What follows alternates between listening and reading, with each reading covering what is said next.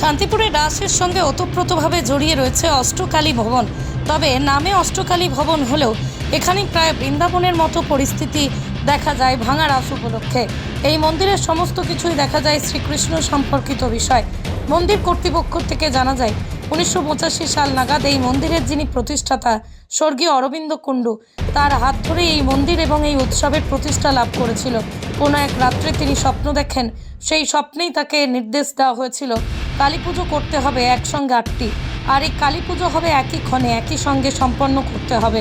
শুধু তাই নয়, তার জন্য একটি নির্দিষ্ট দিনও নির্ধারিত করে দেন অদৃশ্য নির্দেশদাতা। এরপরই উনি ঘুম থেকে উঠে ক্যালেন্ডার দেখলে তিনি দেখেন যে সেটি পুজো করার অত্যন্ত ভালো একটা যোগ।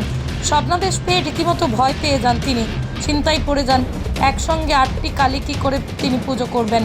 এরপরই তিনি তার পুরোহিতের সঙ্গে কথা বলেন। সেই সময় সেই ক্ষণেই এরপর 8টি কালী পুজো করা হয়েছিল। আর সেই থেকে 8 থেকে 80 সকলেই ঈশানে স্বর্গীয় পরিবেশ অনুভব করে থাকেন,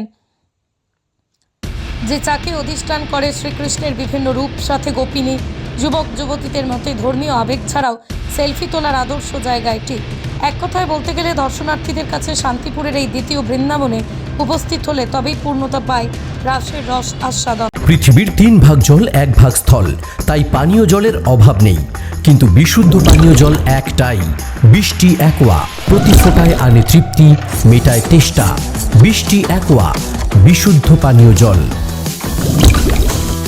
শান্তিপুরের রাসের ক্ষেত্রে প্রধান একটা অন্যতম আকর্ষণ থাকে আপনাদের এই অষ্টকালী ভবন। নামে অষ্টকালী ভবন, অথচ এখানে বৃন্দাবনের মতন পরিস্থিতি এবং এখানে সমস্ত কিছুই শ্রীকৃষ্ণ সম্পর্কিত বিষয়।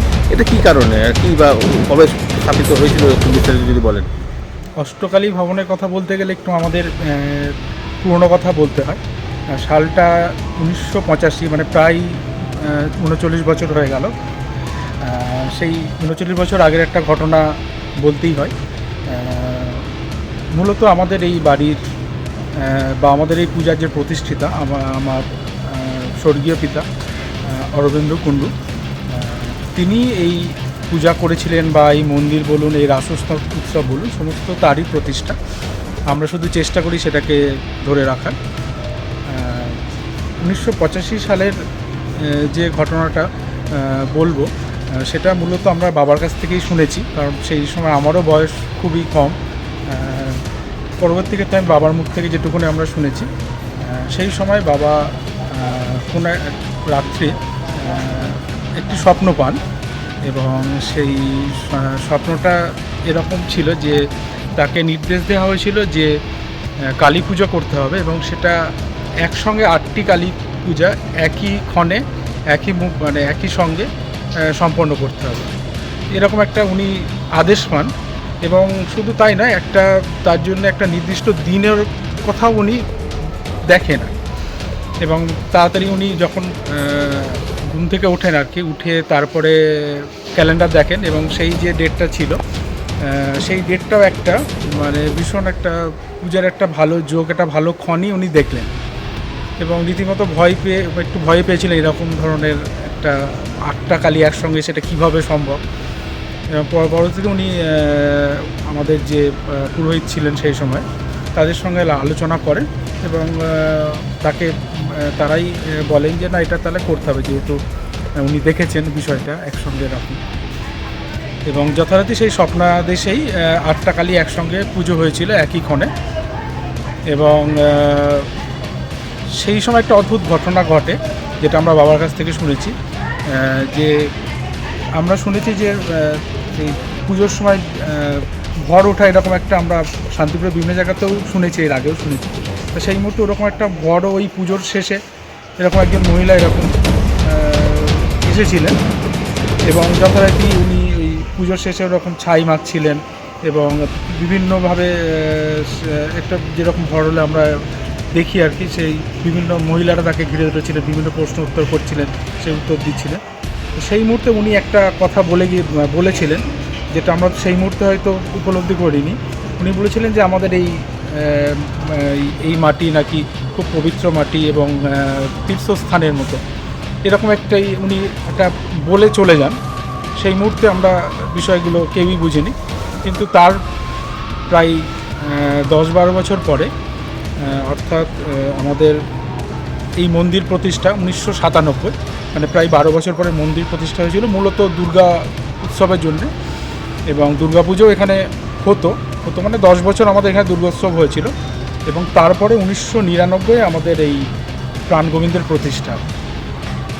এবং আজও আমাদের সেই অষ্টকালী মায়ের ঘট আমাদের গর্ভগৃহে থাকেন, পূজিত হন প্রতিনিয়ত। আমাদের প্রাণ গোবিন্দর সঙ্গে একই সঙ্গেই পূজিত হন। আপনাদের বিগ্রহের নাম? আমাদের বিগ্রহ শ্রীরাধা প্রাণ গোবিন্দজি। শুধুমাত্র রাসের এই 3 দিনই উনি আমাদের এই মন্দির প্রাঙ্গণে আসেন।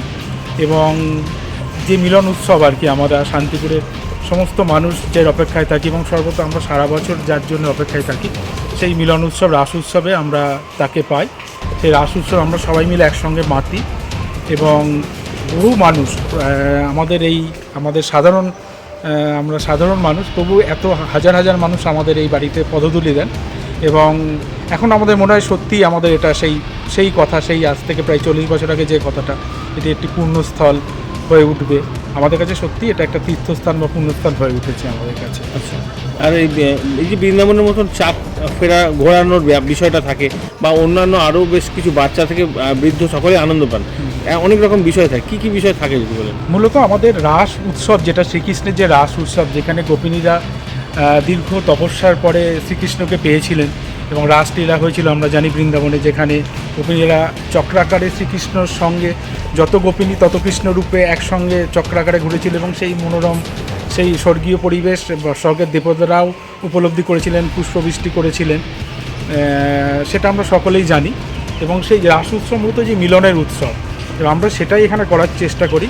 এবং যেখানে আমাদের গোপিনীরা, আমরা একাধারে আমাদের এক রাসচক্র আকারে যেভাবে ঘুরেছিল, সেভাবে আমাদের একটা রাসচক্র আমাদের এখানে রয়েছে, যেখানে মহিলারা সেই রাসচক্র ঘোরায়।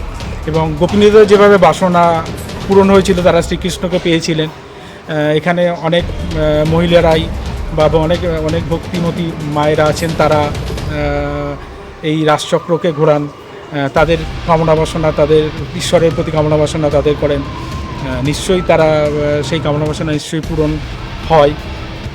বা সেই যে ভক্তিভাব, যেখান থেকে আমরা যে কৃষ্ণ প্রেম, কৃষ্ণ রস আমরা উপলব্ধি করি, প্রত্যেকেই আমার মনে হয় শিশুরা যেমন পার্কে গেলে আনন্দ পায়, সেরকম আপনাদের এখানেও বেশ কিছু একদম মানে আমাদের এটাই আমাদের সবথেকে বড় পাওনা, যে ওই বিশেষ করে ওই 3 দিন যেন কোনো এক অদ্ভুত কারণেই হোক, অদ্ভুত মায়াতেই যেন একটা মায়াবী পরিবেশ তৈরি হয়ে যায়, যেখানে একদম ছোট শিশু থেকে শুরু করে 80 বছরের বয়স্ক মানুষেরাও যেন এখানে যেন হারিয়ে যায়, একাত্ম হয়ে যায় আমাদের এই রাসলীলায় কৃষ্ণের সঙ্গে।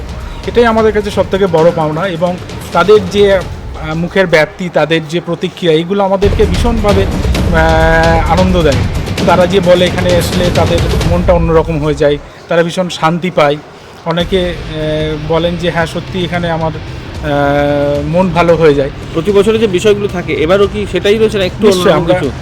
আমরা মূলত রাসলীলা, যেটা আমাদের শ্রীকৃষ্ণের রাসলীলা, তার উপর ভিত্তি করেই আমাদের এই প্রচেষ্টা। এবং রাসের যে রস, যে মা Manusha builders MMB distributor, Nadia জেলার সবথেকে বড় বিল্ডার্স মা মনুষা বিল্ডার্স, রড ও সিমেন্টের পাইকারি ও খুচরো বিক্রেতা। আমাদের ঠিকানা পদ্মবিলা ঠাকুরবাড়ি, চাকদা। নদিয়ার সব থেকে বড় English medium school JRS public school, প্রায় 35 বিঘা জমির ওপর গড়ে উঠেছে বিশাল ক্যাম্পাস। নার্সারি থেকে শুরু করে উচ্চ মাধ্যমিক, ITI college, law college, B Ed college, ভর্তি চলছে জেআরএস পাবলিক। ব্যালকনি বা সিঁড়ির রেলিং, মডিউলার কিচেন বা ড্রয়িং রুম, এক কথায় আপনার স্বপ্নের বাড়িকে করে তুলুন আরো সুন্দর। Chakdah ply centre, gorgeous look বা কোয়ালিটি সবে 3 number 1 Chakdah ply centre. Chakdah ply centre, KBM, Chakdah, Nadia. কোথায় ইনভেস্ট করবেন, কেন করবেন বুঝতে পারছেন না তো?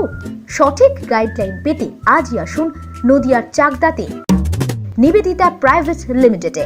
Nivedita private limited, marketing and distribution service. Chakda aluminium centre, ply, কাঁচ, laminates, kitchen fittings, door lock, window ও অ্যালুমিনিয়ামের খুচরো ও পাইকারি বিক্রেতা। Chakda aluminium centre, Purbalalpur 50 number রেলগেটের পাশে, চাকদা, নদিয়া। হোমওয়ার্কটা করেছো? হ্যাঁ স্যার। এ বাবা, ভুল করেছো কেন? চোখে কেমন ঝাপসা দেখছি, লিখতে আর পড়তে খুব সমস্যা হচ্ছে। চাকদার মডার্ন অপটিক্স থেকে ভালো চোখের ডাক্তার দেখিয়ে নাও। প্রতিদিন প্রকৃত চোখের ডাক্তার ও দৃষ্টি বিশেষজ্ঞ মডার্ন অপটিক্স, চাকদহে। স্যামসাং, জিও, রিয়েলমির নদিয়ার একমাত্র অথরাইজড ডিস্ট্রিবিউটর ঘোষ কমিউনিকেশন, থানার মোড়, চাকদা, নদিয়া।